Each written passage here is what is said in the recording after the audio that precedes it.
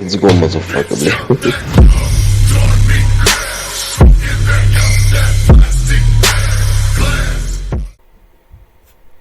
bro. Alright, today I really want to talk about aligning our hearts and our minds, because a lot of times it seems like our minds over here and our hearts over here when they really need to kind of be like this, you know? And that when they are aligned, that's when we can really do our best work.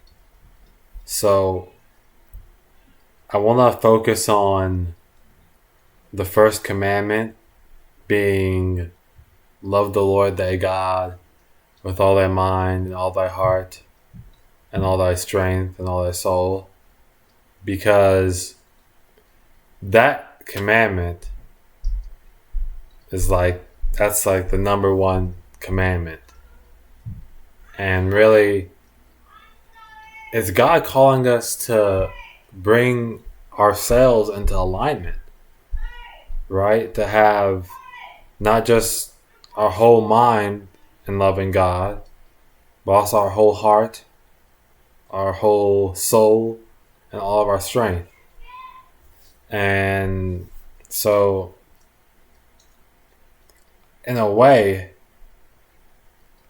I think what God is saying is kind of to bring into alignment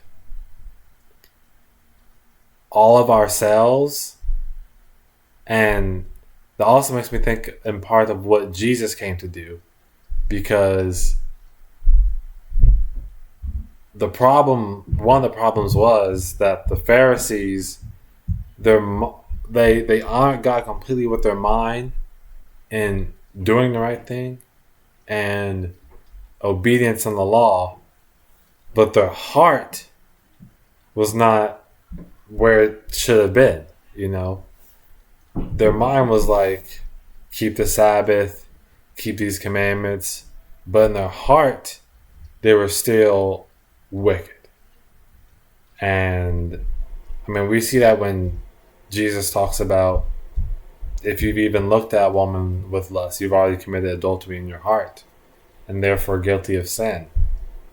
And so God doesn't just want our mind to be on Him and what we're called to do, but also our heart. Because if your mind's just there, then you're thinking of it you're working from a logical mental standpoint. But if your heart's there too, that's kind of where I think just passion comes in, and doing the right thing, and internally just being as good as you can. Internally being what the law commands for, in a way. And another example of God calling for this heart and mind alignment is the Apostle Paul. I mean, his whole mind was in the law. He even said himself he was he was a Pharisee of Pharisees. But his heart wasn't in the law. And because his mind was there, but his heart wasn't, that's why he could, kill Christians and hold the cult while Stephen got stoned. And then also even in the Old Testament, Hezekiah, he had works for the Lord. His mind was there. His mind was thinking about God and the Lord. But his heart wasn't, until he decided to pray from his heart, and therefore then he had his life extended. And so I feel like a lot of times we honor God with an aspect of ourselves, an aspect of our being, and not our entire being. Which is understandable sometimes, because many times our heart might not want to do with and what our mind tells us to do.